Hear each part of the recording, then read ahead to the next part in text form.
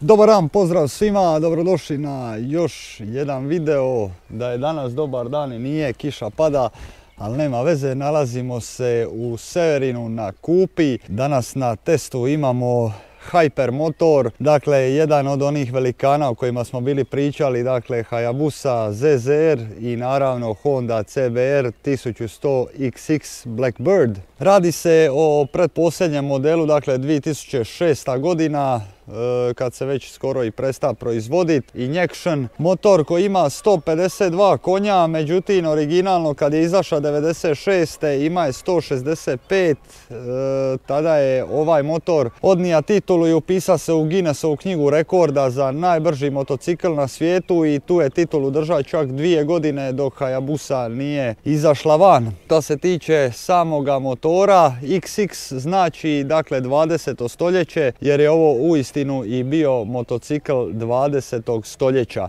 Blackbird, kao što ste imali priliku vidjeti, evo vam ovdje i slika, dakle u katalogu je izašla pored tog aviona crne ptice Blackbirda. Bilo je jako impozantno onda u to vrijeme. Ovo je meni osobno poseban dio Hondine proizvodnje gdje su oni pokazali da i oni mogu napraviti divlju zvijer. Ja sam na Suzuki odijelo, ali nema veze, zato što sam došao sa svojim motorom ovdje, ali uglavnom neću vas puno daviti sa tim. Dakle, crna ptica, kako je išla legenda, nakon toga je Hayabusa izbacila motor pod nazivom Hayabusa. Ta u stvari znači sokol, a sokol se hrani sa Blackbirdom, to je sa crnim pticama i to je bilo u to vrijeme neko nadmetanje među proizvođačima motora. Ovaj ovdje motor ima 152 konjske snage, 119 Nm okretnog momenta, znači dosta impozantno. Vodeno hlađenje 4 cilindra, 6 brzina, ovjes naprijed koji se ne može podešavati, također i nazad može se dakle samo ono dampiranje. Gume su klasika, dakle 17, 120, 180. Visina sjedišta je 810 mm, to je 81 cm, što znači da neko i ko je malo niži će moći bez problema sist na njega, ne baš prenizak, tako da je dosta user friendly, ima lipo veliko sedlo.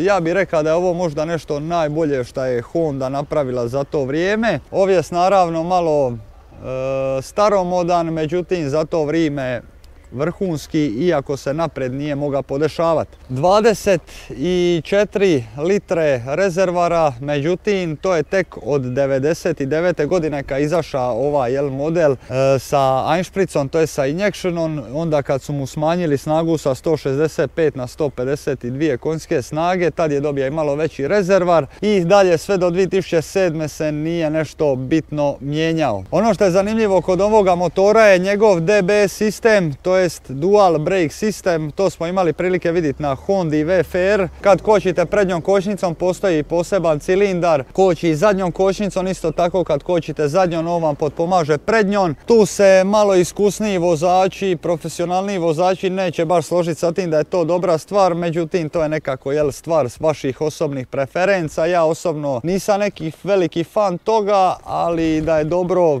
stvarno je. Ja tu ne bi puno duljio, niti bi to spominjao tokom vožnje, jer to je nešto što vi morate osjetiti da znate u stvari o čemu vam ja pričam.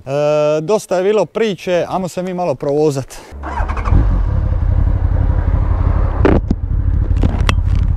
Koja mrcina. Znači, prvo što moram primijetiti, znači sviđa mi se ovaj volan, iako je dosta dole, međutim radi svoje udobnosti i aerodinamike mora biti takav. Mijenjać sad kad sam ušalta u prvu je bolesno dobar. Ajmo vidjeti šta naš XX kaže. Kako je, znači ljudi moji, kad kažem da je ovo hyper motor, stvarno to i mislim. Znači, znate i kao se ovo lagano vozi, ovo je čudo. Znači, prema Hayabusi, prema ZZ-u, totalna laganica. Totalna laganica, znači baš mi se sviđa kako se lagano vozi. Nije ni čudo da je ovo bija najpopularniji motor. Žaj mi je samo što su ga 2007. prestali proizvoditi. Položaj sidenja je, ne znam uopće šta bi rekao, jednostavno udoban. Znači stvarno je motor preudoban. Položaj nogu nije nešto sportski, čak i recimo ovako kad stavi noge na štafne, to jest prste na vrh štafna, nije mi baš neka najveća udobnost na svitu, ali je dosta podnošljivo. Znači ovo je baš ono, jel, nekakav, vamo reći tako, sport tourer. Ne poznajem baš cestu, ali ovo stvarno bolesno dobro leži u okukama. Nemate uopće osjećaj da vozite motor od 230 kg, znači baš je dobar. Vibracija nema, znači da nema ove auspuhe, ja uopće ne bi sad trenutno znao da motor radi. Eto, toliko je dobar. Evo ovako, kad priđe 8000 onda ima malo više tih zvukova iz mašine, ali trenutno je dosta to pristojno, znači ništa pretjerano, nema nikakvih vibracija. Osjećam se ko u vremenskoj kapsuli. Usporedija bi ga sa Hayabusom, jer nekako baš sidnete u motor, znači ne stojite gore na motoru, a gasa, vjerovali ili ne, ima više nego dovoljno. Znači onog trenutka kad odlučite pritisniti gas, on vas odvede u svemir. Kočnice dosta dobre. Honda nije tu nešto sad ni najbolja, ali nije ni najgora. Meni se dosta sviđaju ove kočnice. Evo sad sam se zaustavio ovdje recimo malo naglije iz auta. On to dosta dobro odrađuje. Bez obzira na svoje gabarite. Dakle, 2 godine je držao rekord u Guinnessovoj knjizi rekorda. Nažalost, ne ovaj model. Ovo je dakle model iz 2006. koji je već 99. postao Einspritz i onda se nije ovoga više, smanjili su mu snagu sa 165 konja na 152. Iako je i to upitno koliko su ti 165 konja bili pravih, ali da je svojevremeno bio najbrži motor, to mu niko na ovome svijetu ne može osporiti. Mjenjač mu je klasično Hondino mekan. Znači ja imam osjećaj kao da vozim se u igrici, znači apsolutno nikakve vibracije. Ovaj motor je zbilja ono čudo, leži bolesno dobro u zavoju, a pogledajte kako čupa. Možda ovjes bi volio da je malo tvrđi, međutim moramo razumjeti da je ovo motor star 20 godina i da je outdated ovjes, što znači da je malo zastarija. Međutim i dalje sam mišljenja da on dosta dobro odrađuje posao s obzirom na masu, brzinu i kočnice ovoga motora. Nećemo baš puno ovdje biti u gasu zato što ne poznajem ovdje cestu, tako da nećemo izazivati sudbinu, nema potrebe za tim. Udoban, strašno, znači kažem vam ko da sam u igrici, nemam uopće osjećaj da sam na motoru, a idem ono dosta brzo. Zaštita od vitra je odlična, znači ovaj motor je bio cijeli u aerodinamici.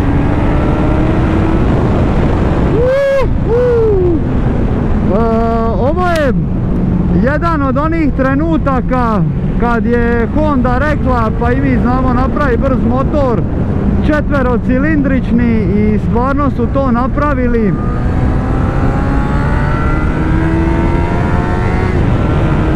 Kako ovo kida cestu. I naravno kad je izašla Hayabusa 98. oni su odmah godinu izad smanjili snagu ovoga motora i ugradili Einspritz i naravno samim time poboljšali i kvalitetu i dugotrajnost. Znači nisu uopće poznate neke velike mane kod ovoga motora. Koga god znam da ga ima, svi su prezadovoljni, ne mijenjaju ga. Najčešće se ono šaltaju ZZR Hayabusa, jer zbilja tokom vožnje vi nemate osjećaja da ovaj motor toliko teži. Možda nekakva mala rupa između 5 i 6 tisuća okretaja. Evo zahtjevna dionica za motocikliste. Vidite da je i mokra cesta, tako da to je još jedan razlog zašto nećemo žuriti. Vrlo je lako moguće i da nam uskoro padne neka kiša. Znači evo ja ovim motor sad vozi na 7-8 tisuća okreta, on se gotovo ne čuje. A vidjeli ste da ima stormove auspuhe. I jebeno brz motor. Znači ja stvarno nemam riči. Imao sam ga prilike provozati samo po gradu. Ovo je prvi put da ga mogu ovako slobodno provozat po cesti i to mi je stvarno drago, nije mi žao niti malo.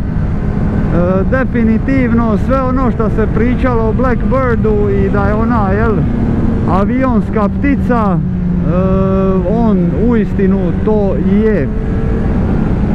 Baš se nekako osjećate tiho i brzo ko onaj američki avion.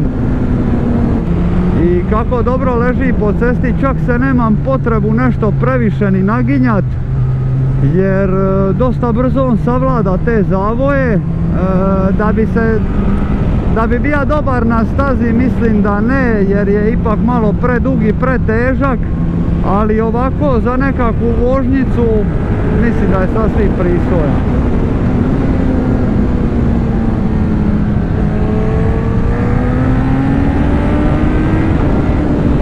Ovdje se može samo podesiti tako da se promijene ulje. Stražnji amortizer kao i do tadašnjih svih tih motora je, ajmo reći, staromodan i dosta brzo propadne. Znači jednostavno izgubi svoju funkciju, ali to je nekako normalno i tu nema ništa tako reći loše. Stvarno sam iznenađen svime što mi ovi motor za sada pokaza. Sad će vam kamera biti malo šporka dok ne prođemo ovoga šlepera. Jebi ga, baš se nasra ispod, a nije mi bilo za potrebu.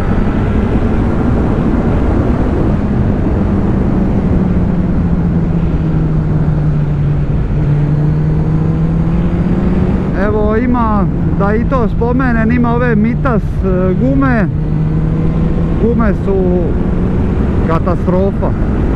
Znači svaki ovi crvić, svaka ova bijela crta, katastrofalno i jako loše. Ne sviđa mi se to niti malo. Udobnost 10 od 10. Aerodinamika, rekao sam vam da nemam uopće osjećaja da se vozi na motoru. Imam samo osjećaj ko da vozim igricu, znači niti mi puše, niti ima vibracija kakvih, znači doslovno ko da sam u igrici i imam stvarno siguran osjećaj. Definitivno motor nije za početnika, ovo su jednostavno motori koji ne praštaju greške.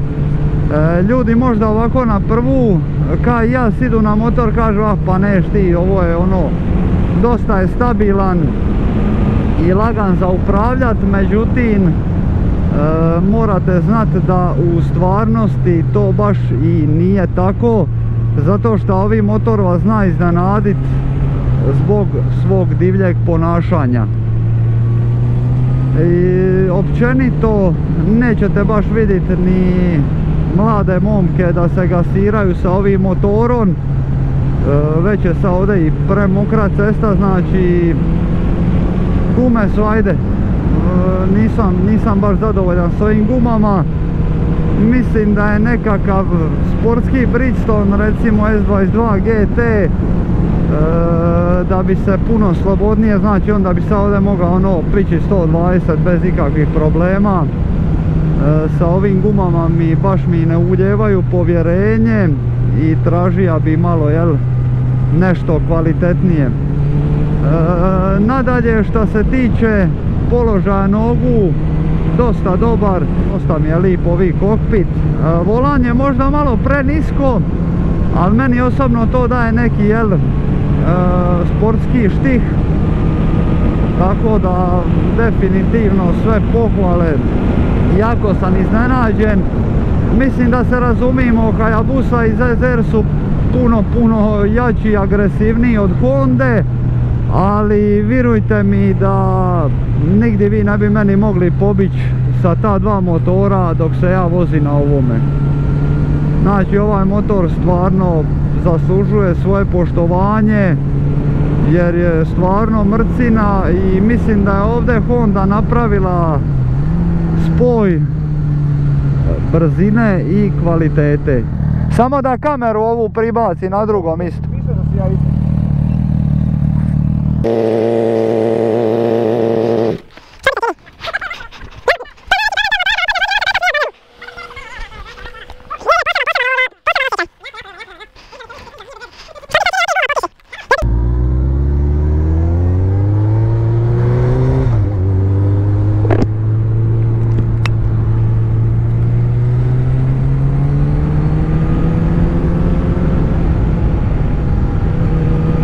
I nećete vjerovat, znači ovdje kad god sam da gasa, čak i ako je ovako mokra cesta i to, nigdje nisam ima problema da mi je motor iti prokliza ili da mi je uopće da naznake da će negdje proklizati, znači dosta je dobro to odradija, ali naravno opet morate razumjeti da ovo je i težak i jako stabilan motor, tako da nisam ni očekivao ništa manje od njega.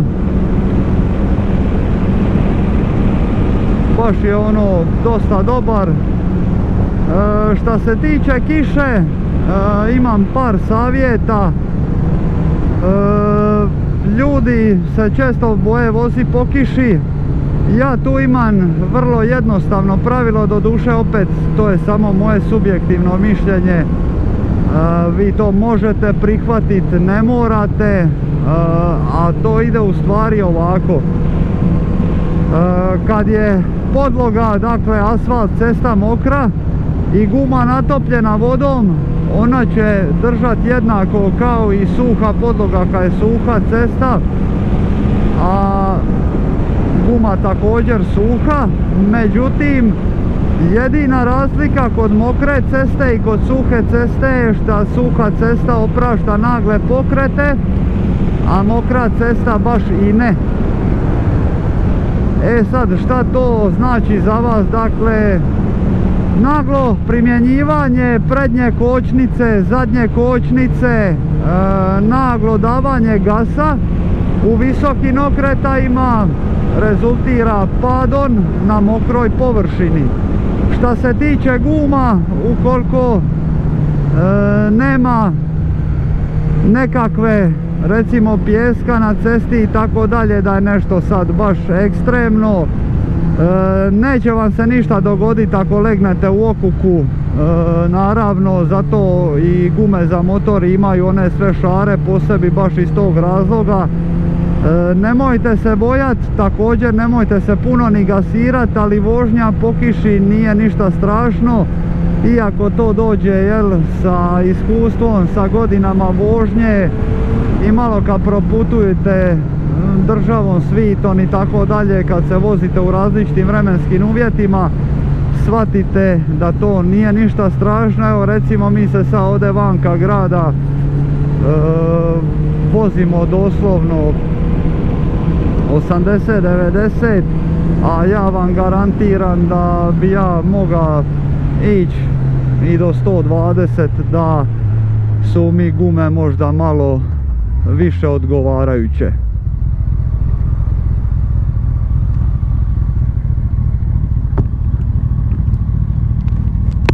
Evo smo došli do kraja još jedne recenzije. Malo sam ga stavio ovako da mu se možete malo diviti, izgleda dobro i jebački, da izvinete na izrazu, ali stvarno dobro izgleda.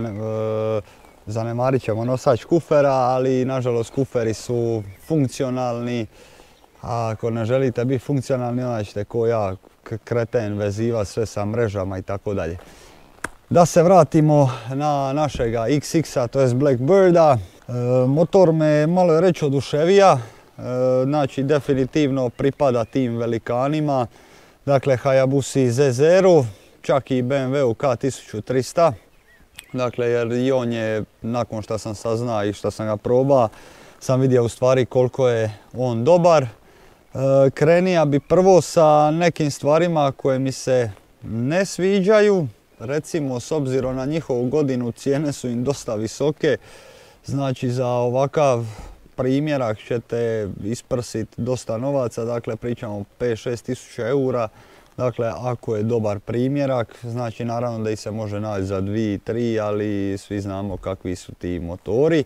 Njegova težina, naravno da kad se krene, kad se motor pokrene, ta težina totalno gubi svoj pojam. Znači, ali ovako kad ste umjesto, kad se trebate parkirati, dobro trebate paziti kako ćete stati, to mi je jedna mala manica. Meni osobno ne bi to baš naveo ko manu, ali definitivno ja nisam ljubitelj ovih spojenih kočnica, dakle kad kočite prednjom koči i zadnjom, naravno to i nije nužno loša stvar, međutim jednostavno možda sam ja navikan na takvo pa mi zato odgovara, ali da sam neki veliki ljubitelj i nisam. Također što se tiče okretaja, postoji ona mala rupa između 5 i 6 tisuća okretaja, a onako na onim nižim okretajima mu malo fali te force. Također što se tiče položaja sjedenja, pošto je ovo sport tourer, htjeli mi to priznati ili ne, volio bi da je malo više sportski položaj nogu za mene osobno. Nije mana, nego čisto govori nekakvo svoje viđenje onoga što sam ja uspio primijetiti. Znači čak i kad stavite vrhove prstiju na štafne, nemate taj osjećaj, nego ste jednostavno ko u nekakvoj limuzini. Kad se vozite na ovome motoru, znači to je ona standardna Hondina nježnost, znači vi uopće nemate tu nikakav osjećaj za vibraciju. Znači to je toliko lipo, uglađeno, napravljeno, mjenjač, skretanje, znači ovjes za svoje godine, iako je zastarija, jako dobro obavlja svoj posao, a još ga ne možemo ni podešavati. Sad možete zamisliti koliko sam se ja oduševio sa tim, znači imam osjećaj kao da sam u nekakvoj igrici. Pregledni retrovizori, znate da ja patim od toga, da mi se to sviđa. Zvuk također nježan, bez obzira što ima uspuhe, ali ne galami nešto previše dok ne dođete u neke malo više okretaje. Znači jako brz motor, uglađen, udoban, da i ne pričam, znači moga bi i danima siditi na ovome motoru i vozi se, takav mi osjećaj daje, znači stvarno je udoban. Volan je malo nizak, dakle spuštanje dole, ali to je zato što je tih godina ovaj motor bija samo aerodinamika, znači njih je baš interesiralo da bude šta aerodinamičniji i u tome su uspjeli, jer stvarno se brzo i dobro probija kroz vitar, znači kad hoćete dati gasa stvarno ga imate. U okukama nemate pojma da on ima 250 kg, znači u vožnji je sasvim nešto drugo nego kad stojite onako u mistu ili kad se vozite po gradu. Onaj model od 99. To jest od 99. pa sve do sada, tad je došao taj Einspritz, mislim da vam ne trebaju problemi s karburatorima, iako sam zaboravio spomenuti jednu glavnu stvar, znači najveći problem, to jest mana ovoga motora je što su poznati po tome da nemaju uopće puno problema i poznatih mana. Dakle, jedino što bi ja mogao nekako uzeti je natezač faz lanca i faz lanac i to je apsolutno to možemo vidjeti kod svih Hondi. Ne kažem da će se sigurno dogoditi, ali je to mogućnost, jel? Znači, ostalo je motor, znači, sa ogromnim kilometražama, pričamo o 200-300 tisuća kilometara, gdje se stvarno nema šta reći za kvalitetu te mašine. Čak i jedna velika prednost i dobra stvar ovoga motora je što je možda najkvalitetniji i od Hayabuse i od ZZ-a i od BMW-a, dakle ovaj finish, završna obrada, znači stvarno se potrudili i klasično za Hondu dali jako kvalitetan proizvod. Tako da ja nemam šta nego dati mu jednu ocjenu 9,5 od 10. Hvala vam što ste gledali ovaj video, ne zaboravite se pretplatiti na kanal, lajkajte, šerajte i vidimo se sljedeći put. Pozdrav!